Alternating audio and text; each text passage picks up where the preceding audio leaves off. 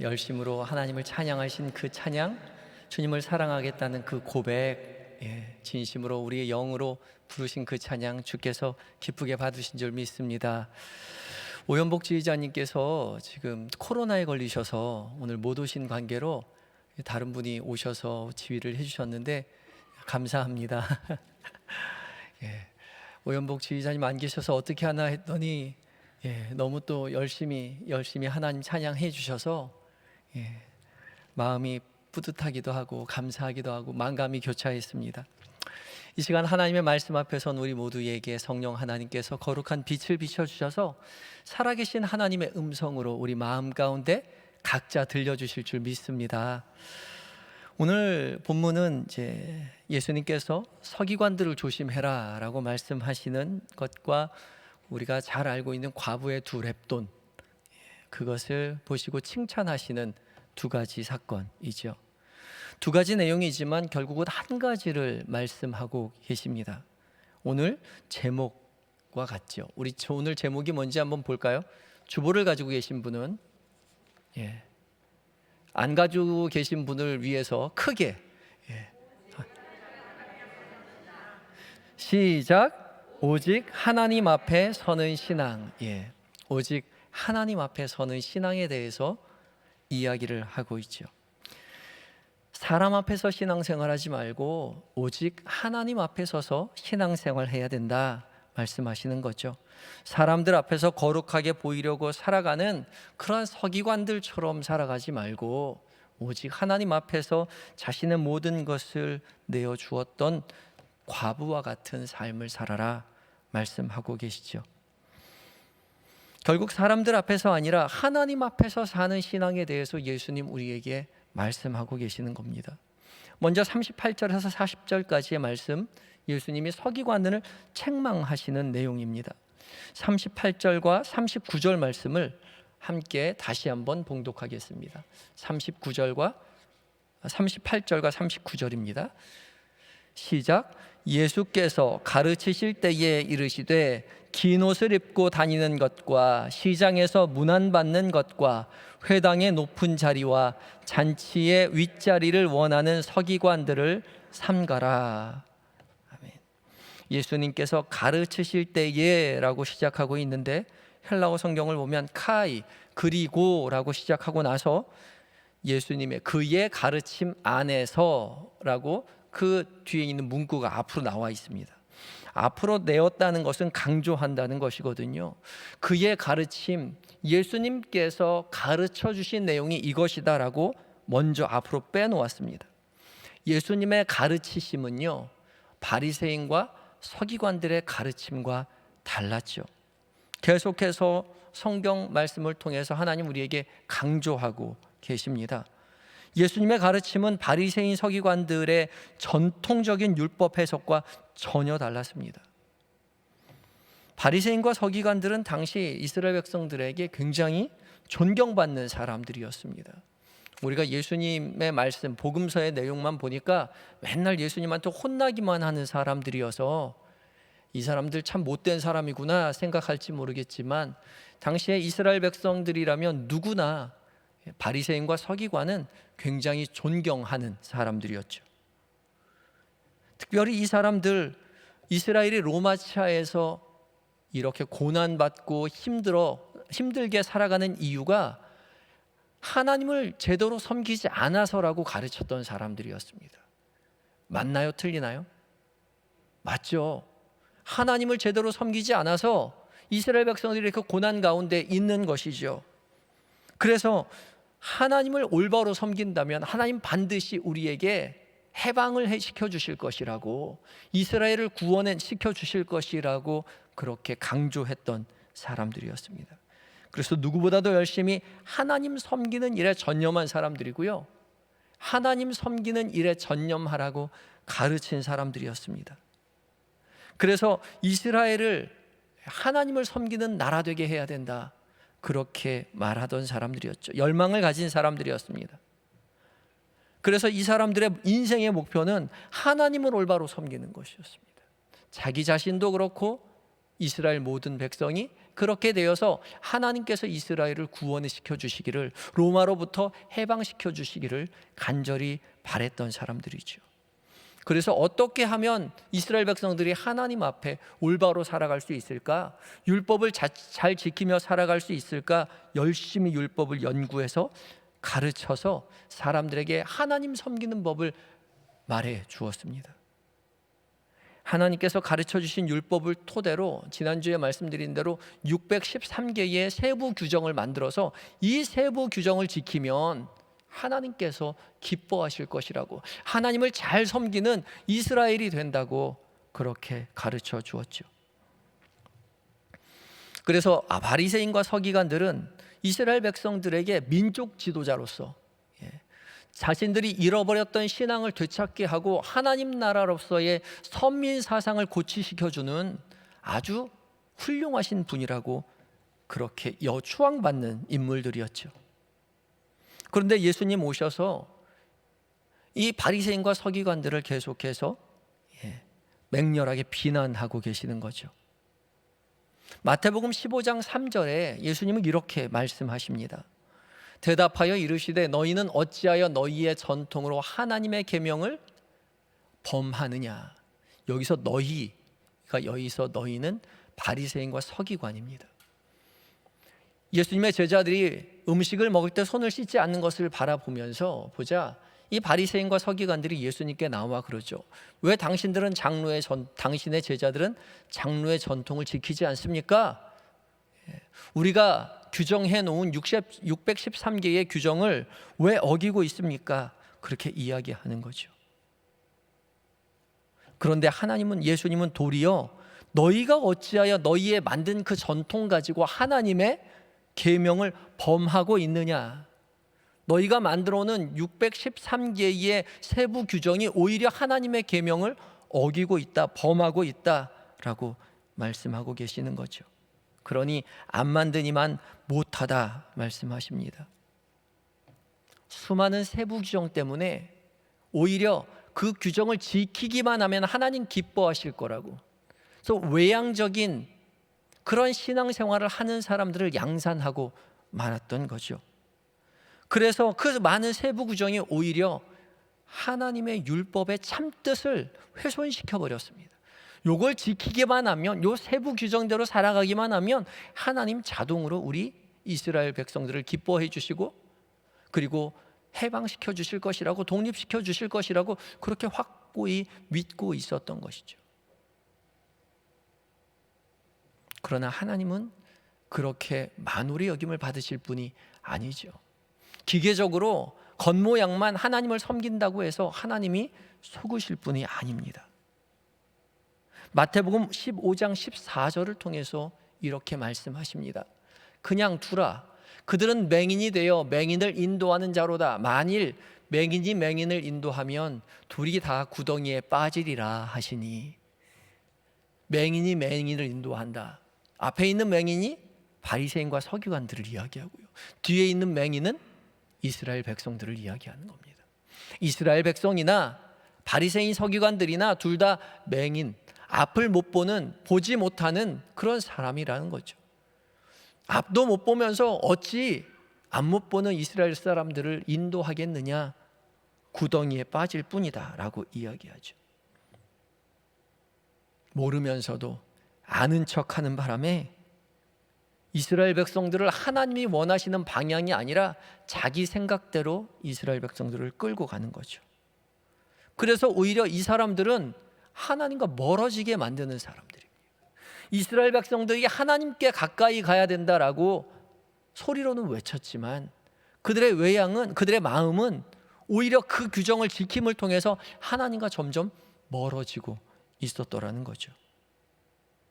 그러니까 이 바리새인과 서기관들은 어쩌면 가장 무서운 죄를 짓고 있는 것입니다.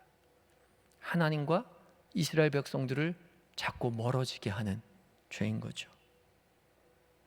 그래서 예수님은 바리새인과 서기관들을 계속해서 조심해라, 주의해라, 삼가라 말씀하고 계시죠. 오늘 보면 38절과 39절을 다시 한번 읽어보겠습니다. 시작. 예수께서 가르치실 때에 이르시되 긴 옷을 입고 다니는 것과 시장에서 문안받는 것과 회당의 높은 자리와 잔치의 윗자리를 원하는 서기관들을 삼가라. 서기관들을 삼가해라, 조심해라, 주의해라 라고 말씀하십니다. 이 사람들 긴 옷을 입고 다니는 사람이라고 말합니다. 이 긴 옷은 스톨레인데 스톨레의 뜻은 말 그대로 긴 옷입니다. 긴 옷이기 때문에 옷이 길면 일하기가 불편하죠. 일할 때 입는 옷이 아닙니다. 특별한 날 입는 특별한 옷입니다. 일종의 예복이죠. 높은 지위에 있거나 부유함을 드러내주기 위해서 특별한 날 입는 긴 옷을 이 사람들 입고 다녔습니다. 이 스톨레라는 단어가 어디에 쓰였냐면 탕자의 비유에서 아버지가 아들이 다시 회개하고 아버지 앞에 돌아왔을 때에 아버지가 기뻐서 종에게 이렇게 이야기하죠. 제일 좋은 옷을 갖다가 입히고 손에 가락지를 끼우고 발에 신을 신기라 라고 명령합니다. 여기서 좋은 옷을 입혀라 할 때 좋은 옷의 이 옷이 스톨레입니다. 그러니까 잔치를 베풀기 위해서 가장 좋은 옷 입히라고 했을 때 그런 긴 옷을 이 서기관들이 입고 다녔던 거죠. 특별히 서기관들은 자신들이 바리새인이었지만 이 사람들에게는 특별한 규정의 옷이 없었습니다. 제사장들은 옷이 있었죠. 하나님 명령하신 옷이 있었습니다. 그러나 이 바리새인과 서기관들은 당신이 따로 제복이 없었습니다. 옷이 없어요. 특별히. 그런데도 자신들이 입을 만한 옷을 만들어 입었습니다. 자신들이 서기관이라는 것을 드러내기 위해서 긴 옷을 입고 다녔습니다. 그런데 그 긴 옷을 어디에 입고 다녔어요? 시장에 입고 다녔어요. 자신들이 회당에서 가르칠 때가 아니라 시장에 그 긴 옷 입고 다녔던 겁니다. 왜요? 나 서기관이라고. 지금에야 TV나 이런 매체들이 있어서 TV를 통해서 유명한 사람 얼굴 잘 알아볼 수 있죠. 그러나 당시에는 누구를 알아본다는 것은 불가능한 일입니다. 그 사람의 주의를 뭘 통해 알 수 있었을까요? 옷을 통해 알 수 있는 거예요. 그래서 제복이 발달하죠. 왕이 입는 옷, 신하가 입는 옷, 신하 중에서도 높은 신하가 낮은 신하가 제사장이 입는 옷들이 따로 있었습니다. 신분을 구별하기 위해서요. 그런데 이 서기관들 그렇게 자기들끼리 긴 옷을 만들어 입고 시장에 나갔습니다. 왜요? 인사받으려고요. 관습에 따르면 윗사람에게 아랫사람이 인사를 해야 했습니다. 그러니까 시장에 가면 누구나 이 사람 서기관인 줄 알고 인사하는 것이죠. 시장에서 문안 받는 건 너무 좋아했습니다. 그뿐만 아니라 회당의 높은 자리 그리고 잔치의 윗자리 그 자리에 앉기를 원했다라고 이야기하죠. 회당에 가면 높은 자리가 있었습니다. 앞자리가 높은 자리죠. 특별히 회당에는 순서를 맡은 사람을 위해서 앞자리가 배정되어 있었는데 특별히 이 높은 자리는요 성소를 등지고 앉습니다. 회중을 바라보고 앉는 거죠.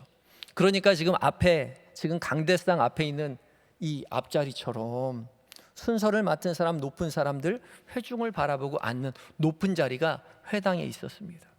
거기에 앉기를 좋아했다는 거죠. 원했다는 겁니다. 왜요? 나는 율법을 연구하는 서기관이니까. 율법을 가르치는 서기관이니까 앞에 앉고 싶어 했습니다. 또한 잔치 자리에 가면 윗자리에 앉고 싶었다고 이야기합니다.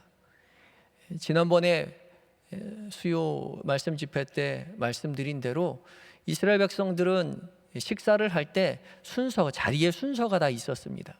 트리클리니움이라는 세 개의 디귿자로 만들어진 테이블에 오른쪽부터 중요한 사람들이 앉죠. 그래서 잔치 자리에 가면 예수님이 끝자리에 앉아라, 왼쪽 가장 끝에 앉으라고 말씀하시는 거죠. 높은 사람들은 내가 몇 번째 앉게 될까? 그것이 궁금했던 것이죠. 첫 번째일까? 두 번째일까? 세 번째일까? 당시 서기관들은 존경받는 사람들이었기 때문에 첫 번째나 두 번째나 순서 안에 들어왔을 것입니다.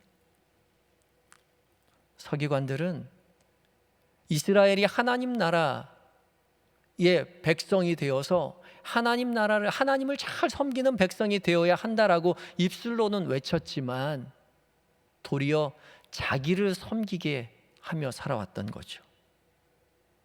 사실 서기관은 이스라엘 백성들을 위해 존재하는 하나님의 종일 뿐입니다. 이스라엘 백성들을 잘 섬겨서 이스라엘 백성들이 하나님 앞에 서게 해야 하는 것이죠. 그런데 하나님 앞에 서게 해야 할 이 사람들이 자신들 앞에 이스라엘 백성들이 인사하게 만들고 있는 거죠. 하나님이 받아야 할 영광을 이 서기관들이 갈취하고 있습니다. 또한 40절에 이렇게 말씀하고 있습니다. 40절입니다. 40절 읽겠습니다. 시작. 그들은 과부의 가산을 삼키며 외식으로 길게 기도하는 자니 그 받는 판결이 더욱 중하리라 하시니라. 아멘.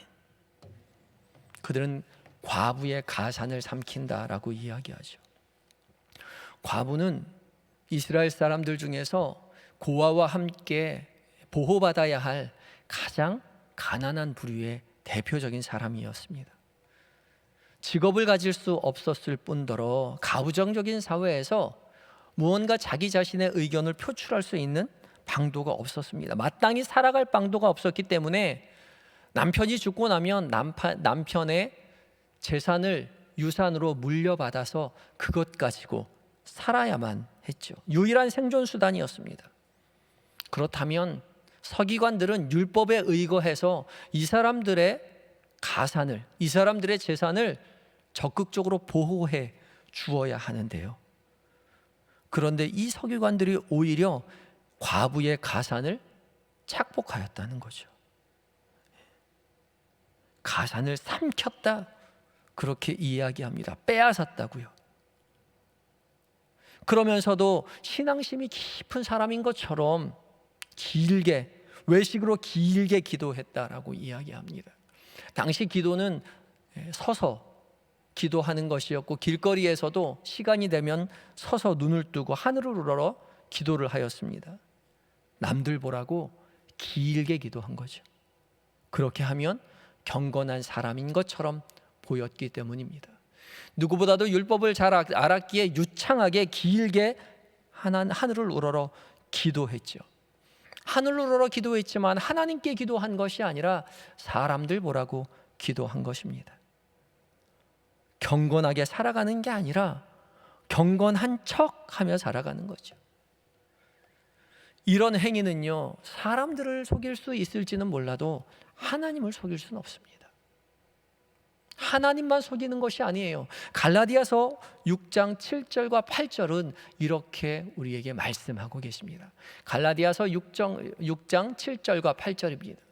함께 읽어볼까요? 시작. 스스로 속이지 말라. 하나님은 업신여김을 받지 아니하시나니 사람이 무엇으로 심든지 그대로 거두리라.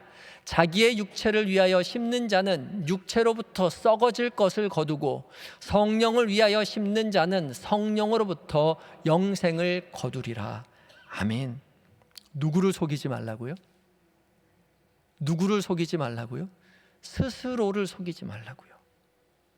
이스라엘 백성들 사람들을 속이려고 했는데 사람들을 속이는 것이 아니라 자신을 속이고 있는 것이죠.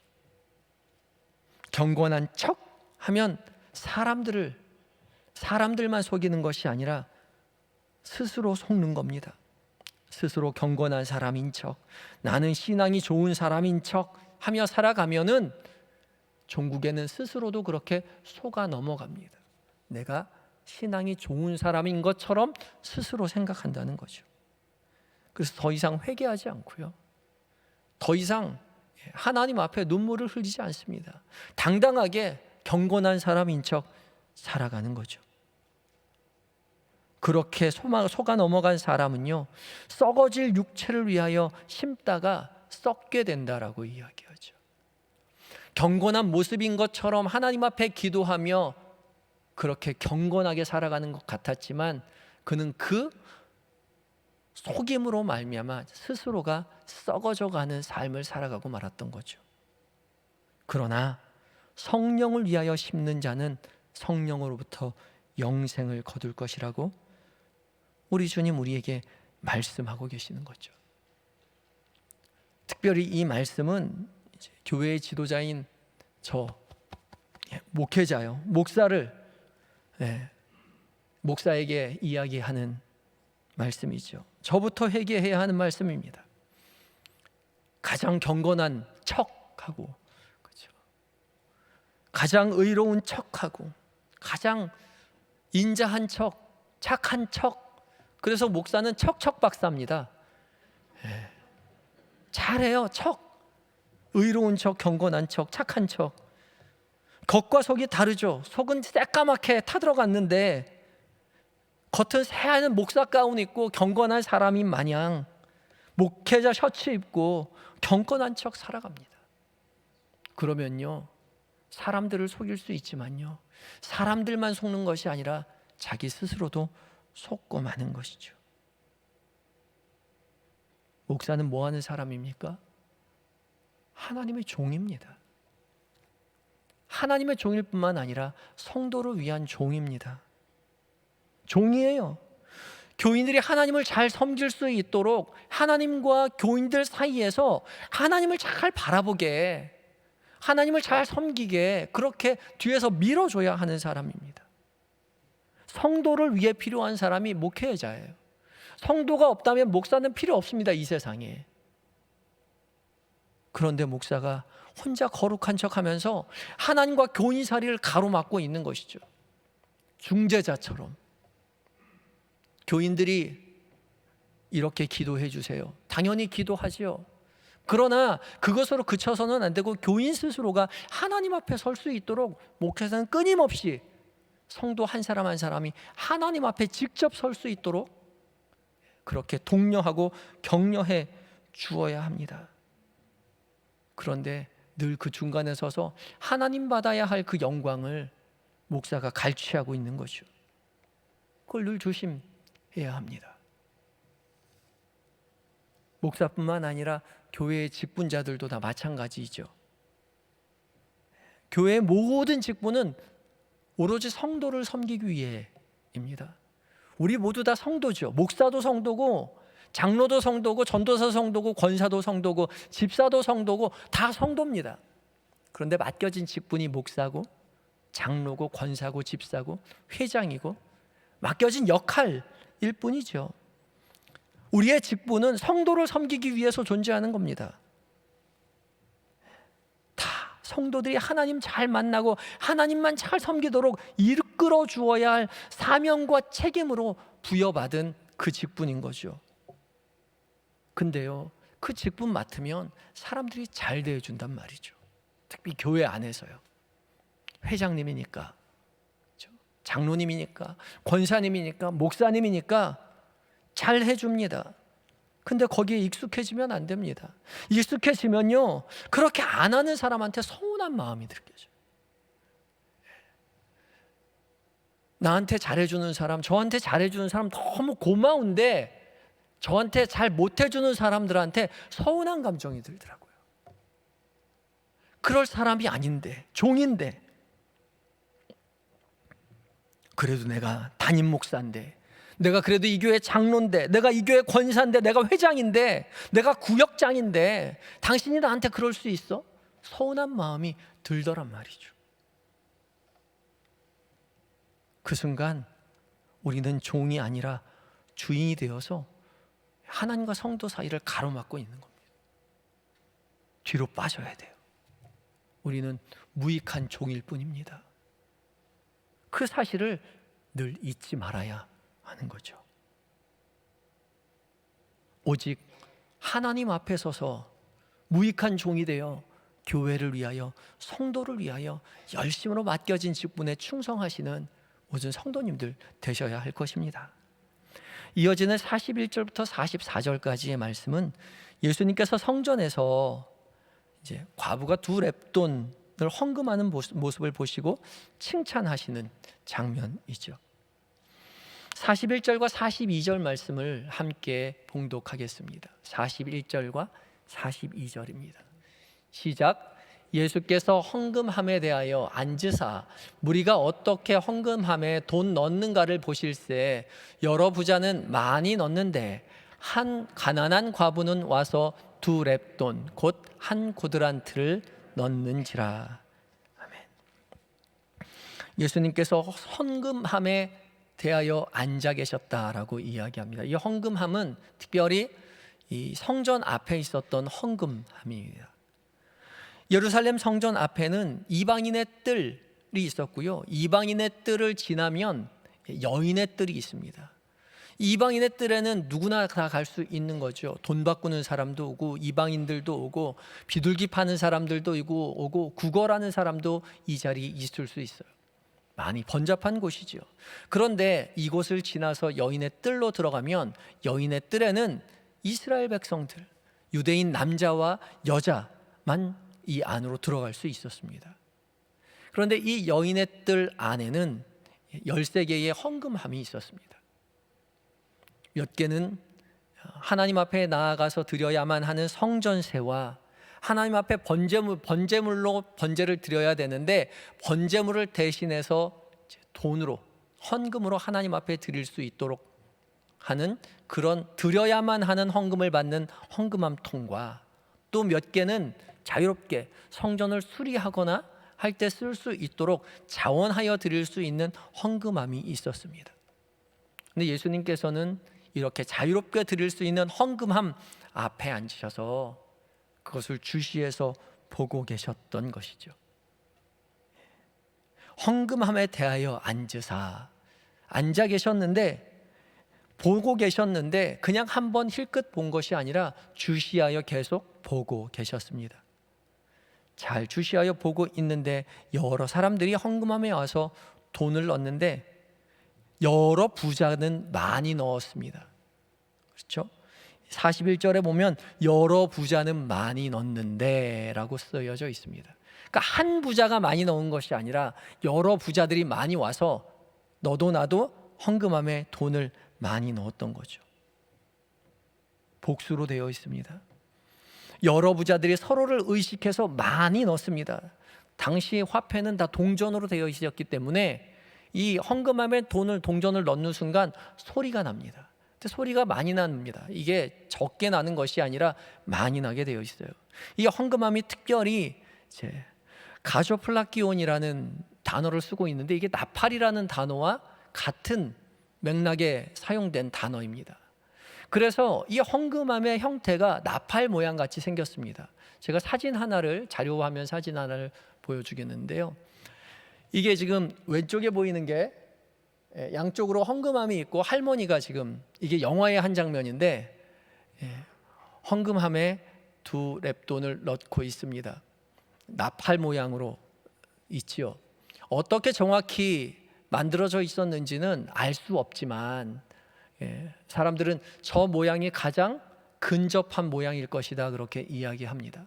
나팔 모양으로 되어 있어서 저기에 돈을 넣는 순간 소리가 크게 나죠.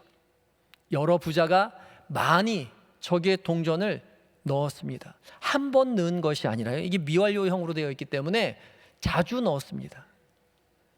서로 경쟁하듯이 많이 헌금하고 있었던 거죠. 서로를 의식해서 헌금하고 있는 모습을 예수님이 주시해서 보고 계셨습니다. 이 사람들 헌금을 하나님께 하고 있는 것이 아니라 사람들에게 보이려고 하고 있는 거죠. 어떤 부자가 더 많이 넣고 있는가. 헌금은 사람들한테 하는 게 아니라 하나님께 하는 거죠. 그런데 이 사람들 서로 부자로서 누가 더 많이 나나 경쟁적으로 헌금을 하고 있었습니다. 이에 반해서 과부는요, 여러 명이 아니라 한 과부죠. 한 과부는 2렙돈 곧 한 고드란트를 넣습니다. 2렙돈이면 지금의 가치로 따지면 한 1,500원? 1,000원에서 1,500원 정도 사이의 금액입니다. 당시 이 정도 금액 가지고는 한 끼를 먹을 수 있는 돈의 값어치를 가지고 있다라고 이야기해요. 그 정말 적은 돈을 헌금함에 넣는 모습을 예수님이 보시지요. 그리고 예수님이 제자들에게 불러서 이렇게 말씀하십니다. 43절입니다. 43절과 44절을 함께 읽겠습니다. 시작.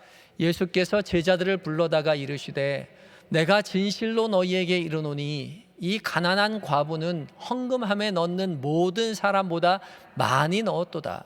그들은 다 풍족한 중에서 넣었거니와 이 과부는 그 가난한 중에서 자기의 모든 소유 곧 생활비 전부를 넣었느니라 하시니라. 아멘. 예수님은 제자들을 불러놓고 이야기합니다. 내가 진실로 너희에게 이르노니. 이거 진실로 너희에게 이르노니 굉장히 중요한 단어입니다. 예수님께서 강조하실 때 항상 진실로 이르노니, 아멘, 이 진실로가 아멘입니다. 그렇게 표현하여 강조하십니다. 예수님 강조하실 때 쓰는 용법이에요. 진실로 너희에게 이르노니, 너희는 믿지 않겠지만 이 가난한 과부는 헌금함에 넣은 모든 사람들보다 많이 넣은 사람이다. 주님 말씀하고 계시는 거죠. 지금 부자들의 관심사는 무엇이었죠? 누가 더 많이 헌금하나였어요. 누가 더 소리가 크게 들리나. 그런데 예수님 말씀하시는 거죠. 너희들보다 이 2렙돈을 넣은 이 가난한 과부가 더 많이 넣었다라고 이야기하시는 거죠. 왜 그렇게 이야기하십니까? 많은 사람들은 풍족한 중에, 여러 부자들은 풍족한 중에 넣었지만 이 여인은 자기의 생활비 전부를 넣었기 때문입니다. 이 생활비 전부라고 생활비라고 써놨는데 이 생활비가 비온이라는 단어인데 여기에서 바이오가 나왔어요. 생명이라는 뜻입니다. 그러니까 가지고 있는 돈의 전부가 아니라 생명을 넣은 거예요. 생명을 헌금한 겁니다. 하나님은 많은 돈을 원하시는 것이 아니라, 하나님은 돈이 필요하신 분이 아니죠. 이 세상 모든 천지 만물이 하나님 것인데, 사실 우리가 가지고 있는 것도 다 하나님 것이잖아요. 하나님 것인데 하나님이 많은 돈을 요구하시는 것이 아닙니다. 대신 하나님은 우리에게 우리 자신을 요구하시죠. 우리의 생명을 요구하십니다. 이 가난한 과부는 자신의 생명과 같은 이 비온 2렙돈을 하나님 앞에 드린 것이죠. 우리도 하나님 앞에 얼마를 드리는 것이 중요한 것이 아니라 하나님 앞에 우리를 드려야 한다는 것을 기억해야 합니다. 누가 더 많이 드렸느냐가 아니라 나를 드리고 있는가. 돈 안에, 우리가 헌물 안에 우리를 드리고 있는가 생각해 보아야 한다는 거죠. 헌금뿐만이 아니에요. 우리의 봉사 안에, 우리의 섬김 안에, 우리가 교회에서 설거지하고요, 토요일마다 와가지고 청소하고요, 열심으로 직분 가지고 봉사하는 그 모든 것이요, 하나님 앞에 드리고 있는가 돌이켜 보아야 한다는 것이죠. 하나님은 돌들로도 아브라함의 백성이 되게 하실 수도 있고요, 하나님은 우리 아니어도 교회 청소 누구든지 할 수 있고요, 봉사 누구든지 시키실 수 있어요. 그런데 하나님 우리를 요구하시는 것이죠. 너를 바치라 말씀하고 계십니다. 우리 청소 열심히 하고 설거지 열심히 하고 열심히 봉사하는데요, 하나님 앞에 드리는 것이 아니라 여러 부자들이 서로 누가 더 많이 넣나 경쟁하듯이 사람들 앞에 보이려고 서로 경쟁하듯 그렇게 봉사하고 있진 않은지, 섬기고 있진 않은지 돌이켜보아야 할 것입니다.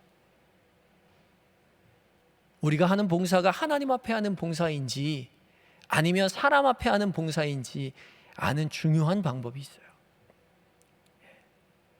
무엇이냐면, 하나님 앞에 봉사할 때는 서운한 마음이 안 드는데 사람한테 봉사할 때는 서운한 마음이 들어요. 사람들 앞에 보이려고 봉사하는 사람들이요,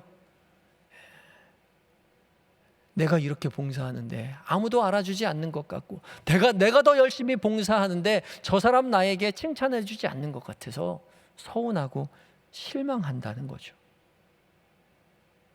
아무도 몰라도요, 자기 자신은 압니다.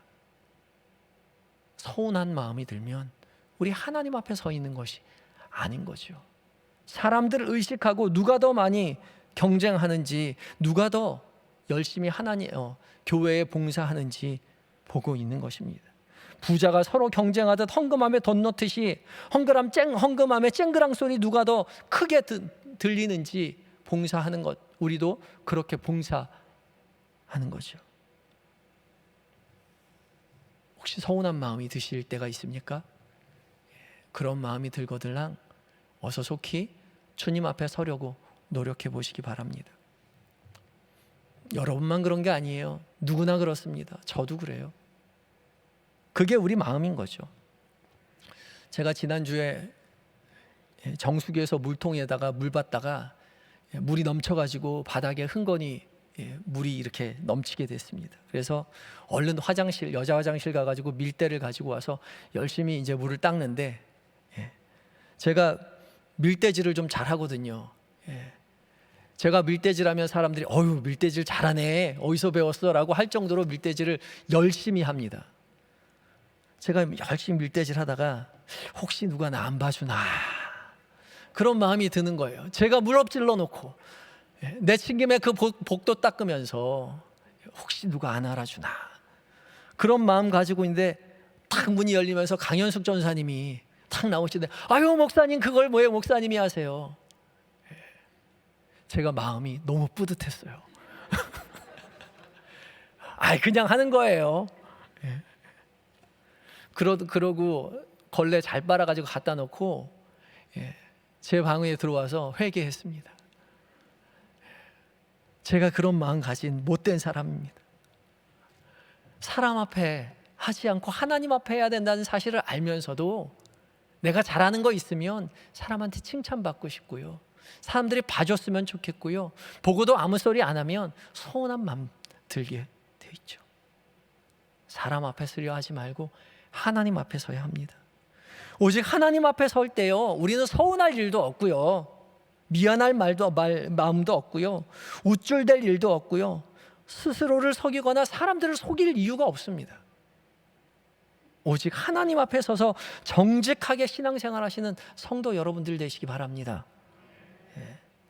경건하게 보이려고 필요 없고요, 길게 기도하려고 마음 쓸 필요도 없고요, 여러분 봉사하실 때 누가 봐주지 않나 그렇게 생각하지 마시고 오직 하나님 앞에서 감사한 마음 가지고 나아가 신앙생활 하시기 바랍니다. 그때 비로소 우리는 성령 하나님의 은혜로 생명에 이르게 되는 복을 얻게 될 것입니다.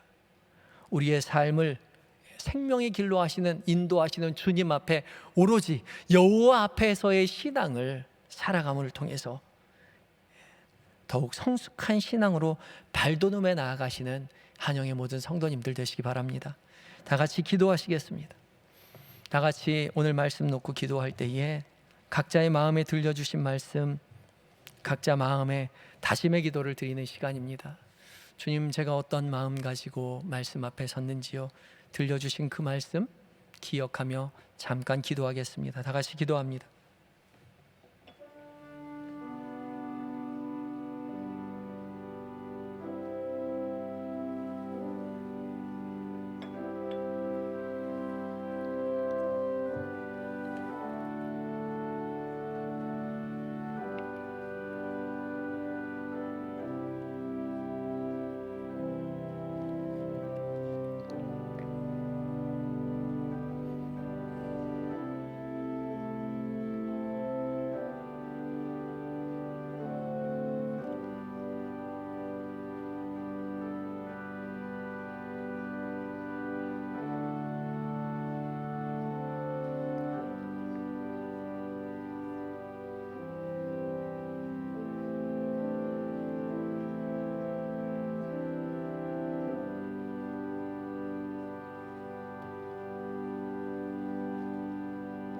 하나님, 우리 모두 사람에게 보이려고 신앙생활 하지 않도록 주님 우리를 깨우쳐 주시고 오직 하나님 앞에서 주 앞에 감사하며 믿음의 길을 올곧게 걸어가게 하여 주시옵소서.